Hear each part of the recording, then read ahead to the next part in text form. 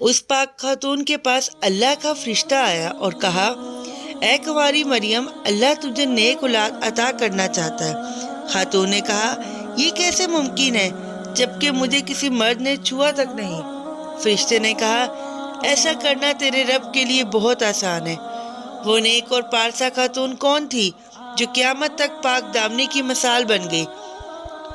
وہ خاتون جسے اللہ نے اپنے زمانے کی تمام عورتوں پر برتری عطا فرمائی۔ حضرت بی بی مریم علیہ السلام کے والد کا نام عمران اور والدہ کا نام حنا تھا۔ حضرت عمران حضرت سلیمان علیہ السلام کی اولاد میں سے تھے اور ان کی اہلیہ حنا حضرت داؤد علیہ السلام کی اولادوں میں سے تھی۔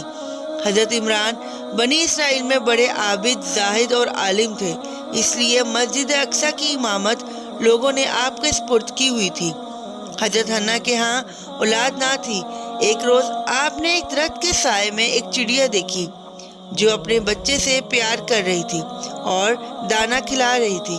یہ منظر دیکھ کر آپ کا دل بھر آیا اور آپ نے بارگاہ الہی میں اولاد کی دعا کی، لہٰذا اللہ نے آپ کی دعا قبول فرمائی۔ حضرت مریم کی پیدائش سے قبل آپ کی والدہ نے منت مانی کہ وہ اپنی اولاد کو بیت المقدس کی خدمت کے لیے نذر کر دیں گی۔ بنی اسرائیل کے ہاں یہ روایت تھی کہ جو لڑکا اللہ کی نذر کر دیا جاتا تھا وہ نہ شادی کرتا تھا اور نہ دنیاوی مشاغل میں دلچسپی لیتا تھا، بس عبادت گاہ میں خدمت کرتا اور خوب عبادت میں مشغول رہتا۔ لہٰذا حنا نے اللہ سے بیٹے کے لیے دعا کی تھی، لیکن ان کے ہاں بیٹی کی پیدائش ہوئی۔ حضرت حنا نے لڑکی کا نام مریم رکھا۔ سریانی زبان میں مریم کا معنی خادم کے ہے، کیونکہ آپ مسجد اقصی کی خدمت کے لیے وقف کر دی گئی تھی، اس لیے یہ نام موزوں سمجھا گیا۔ حضرت مریم کی ولادت سے قبل ہی آپ کے والد وفات پا گئے، اس لیے حنا نے آپ کی ولادت کے بعد آپ کو ایک کپڑے میں لپیٹ کر بیت المقدس کے علماء کے سامنے پیش کر دیا تاکہ وہ آپ کو اپنی کفالت میں لے لیں۔ جب حضرت مریم بیت المقدس میں لائی گئی تو مجاوروں کے درمیان اختلاف پیدا ہو گیا۔ ہر کوئی خود کو آپ کا زیادہ حقدار سمجھتا تھا۔ پھر یہ فیصلہ ہوا کہ مجاورین وہ قلم جس سے وہ توریت لکھتے ہیں پانی میں چھوڑ دیں۔ جس کا قلم پانی کے بہاؤ میں بہنے کی بجائے الٹا بہے گا وہ مریم کی کفالت کا حقدار ہوگا۔ اس مقابلے میں حضرت زکریا علیہ السلام بھی شامل تھے۔ ان کے قلم کو اللہ نے پانی کے بہاؤ میں الٹی طرف بہا دیا اور وہ ان کی پرورش کے حقدار ہو گئے۔ اس طرح بی بی مریم کو اللہ کی منشا کے مطابق حضرت زکریا علیہ السلام کی کفالت میں دے دیا گیا۔ حضرت زکریا کی بیوی حضرت مریم کی خالہ لگتی تھی، لہٰذا ان سے بڑھ کر ان کی بہتر پرورش اور کوئی نہ کر سکتا تھا۔ حضرت مریم علیہ السلام دوسرے بچوں کی نسبت بہت تیزی کے ساتھ بڑھتی رہیں۔ جب آپ حضرت زکریا علیہ السلام اور اپنی خالہ کے گھر پرورش پا کر کچھ بڑی ہو گئیں تو بیت المقدس میں آپ کے لیے ایک کمرہ مخصوص کر دیا گیا۔ یہاں زکریا علیہ السلام کے علاوہ اور کوئی بھی نہیں جا سکتا تھا۔ آپ دن رات اللہ کی عبادت میں مشغول رہتی۔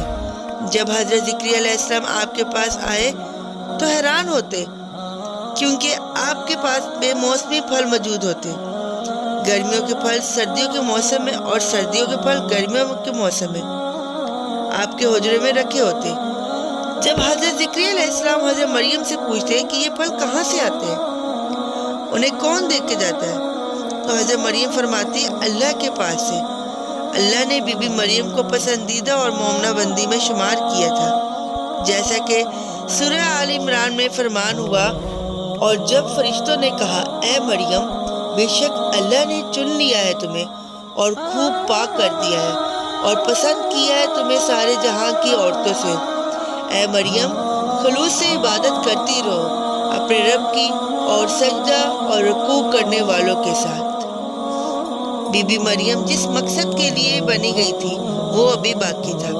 آپ دن رات اللہ رب العزت کی عبادت اور ریاضت میں مشغول رہتی تھی، یہاں تک کہ بنی اسرائیل میں یہ مشہور ہو گیا کہ بی بی مریم نہایت ہی عبادت گزار، پاکیزہ اور متقی خاتون ہے، اور لوگ آپ کا بہت باعزت اور احترام کرنے لگے۔ پھر وہ وقت آیا جب جبرائیل علیہ السلام حضرت مریم کے پاس تشریف لائے۔ بی بی مریم ایک غیر مرد کو اپنے حجرے میں دیکھ کر پریشان ہو گئی۔ حضرت جبرائیل علیہ السلام آپ کے پاس انسانی شکل میں تشریف لائے تھے۔ حضرت مریم آپ کو دیکھ کر بولی، اگر تو کوئی خدا ترس بندہ ہے تو تجھے خدائے رحمان کی پناہ مانگتی ہوں۔ حضرت جبرائیل علیہ السلام آپ کو تسلی دیتے ہوئے اور پیغام الہی سے باخبر کرتے ہوئے فرماتے ہیں، میں تو تیرے رب کا فرض داتا ہوں اور اس لیے بھیجا گیا ہوں کہ تجھے ایک پاکیزہ لڑکا دوں۔ تو کنواری مریم حیران ہو کر فرماتی ہیں، میرے ہاں لڑکا کیسے ہوگا جبکہ مجھے کسی آدمی نے چھوا تک نہیں اور نہ میں کوئی بدکار عورت ہوں۔ حضرت جبرائیل علیہ السلام نے کہا، ایسا ہی ہوگا، تیرا رب فرماتا ہے ایسا کرنا میرے لیے بہت آسان ہے، اور ہم ایسا اس لیے کریں گے کہ اس لڑکے کو لوگوں کے لیے ایک نشانی بنائے اور اپنی طرف سے ایک رحمت، اور یہ کام ہو کر رہے گا۔ حضرت جبرائیل علیہ السلام نے بی بی مریم کے گریبان میں پھونک مار دی، جس سے آپ کا حمل ٹھہر گیا۔ جب حضرت مریم حاملہ ہوئی تو یہ خبر بنی اسرائیل میں عام ہو گئی کہ حضرت مریم حاملہ ہو گئی ہیں۔ اس پر بہت سے لوگوں نے حضرت زکریا علیہ السلام کے گھر آنا جانا بند کر دیا اور آپ پر الزام بہتان لگانے لگے۔ حضرت مریم بیت المقدس سے نکل گئی اور دور ایک مقام پر جا کر ٹھہری۔ آپ اس مقام پر تنہا رہ رہی تھی کہ ایک دن آپ کو درد شروع ہو گئے۔ آپ نے ایک درخت کا سہارا لیا اور تنے کو پکڑ کر نیچے بیٹھ گئی۔ آپ جس درخت کے پاس بیٹھی تھی وہ ایک خشک درخت تھا۔ آپ اس درخت کو ہلاتی تو معجزے سے وہ درخت سرسبز ہو کر پھل دیتا تھا۔ حضرت مریم درد سے بے چین تھی، بدنامی کا خیال تھا۔ آنکھیں گھبرا کر کہنے لگی، کاش میں پہلے مر گئی ہوتی اور بھولی بسری ہو گئی ہوتی۔ اس مشکل وقت میں اللہ نے حضرت مریم کے قدموں کے قریب ایک نہر جاری کر دی اور ندا آئی، پانی پیو اور کھجور کھاؤ تاکہ جسم کو تقویت پہنچے، پھر اپنی اولاد کو دیکھ کر آنکھوں کو ٹھنڈک پہنچاؤ۔ تو اسی عالم میں حضرت عیسیٰ علیہ السلام کی پیدائش ہو گئی۔ آپ اپنے بیٹے کو لے کر قوم کے پاس آئی۔ قوم کے لوگ آپ کی گود میں بچہ دیکھ کر غضبناک ہو گئے اور الزام لگایا۔ ہر طرف سے لوگ تانا دے رہے تھے، حالت زار تنگ ہو گئی۔ تب مریم علیہ السلام نے بچے کی طرف اشارہ کرتے ہوئے کہا کہ اس بچے سے بات کر لو، تمہیں تمہارے سارے سوالات کے جواب مل جائیں گے۔ سرکش لوگوں نے کہا، بھلا یہ دودھ پیتا بچہ ہمارے سوال کا جواب کیسے دے گا؟ اچانک عیسیٰ علیہ السلام نے بولنا شروع کر دیا۔ بچے نے کہا، بے شک میں اللہ کا بندہ ہوں، مجھے اس نے کتاب دی ہے اور مجھے نبی بنایا ہے اور مجھے بابرکت بنایا ہے جہاں کہیں بھی، اور مجھے نماز اور زکوٰۃ کی وصیت کی ہے جب تک میں زندہ ہوں، اور اپنی ماں کے ساتھ نیکی کرنے والا، اور مجھے سرکش بدبخت نہیں بنایا، اور مجھ پر سلام ہے جس دن میں پیدا ہوا اور جس دن مروں گا اور جس دن زندہ کر کے اٹھایا جاؤں گا۔ اس کے بعد حضرت مریم حضرت عیسیٰ علیہ السلام کو لے کر مصر چلی گئی۔ جب حضرت عیسیٰ علیہ السلام کی عمر مبارک 13 سال ہوئی تو بیت المقدس واپس آ گئی۔ روایتوں میں حضرت مریم کی تاریخ وفات 35 عیسوی اور آپ کی عمر 51 سال لکھی گئی ہے۔ اسلام کے علاوہ کیتھولک اور آرتھوڈکس عیسائی بھی حضرت مریم کو نہایت ہی عقیدت اور احترام کی نگاہ سے دیکھتے تھے۔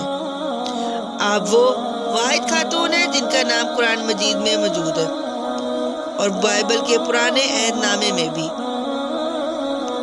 حضرت عائشہ سے روایت ہے، رسول اللہ صلی اللہ علیہ وآلہ وسلم نے فرمایا، اللہ نے مجھے خبر دی ہے کہ جنت میں میرا نکاح مریم بنت عمران، موسیٰ کی بہن کلثوم اور فرعون کی عورت آسیہ سے ہوگا۔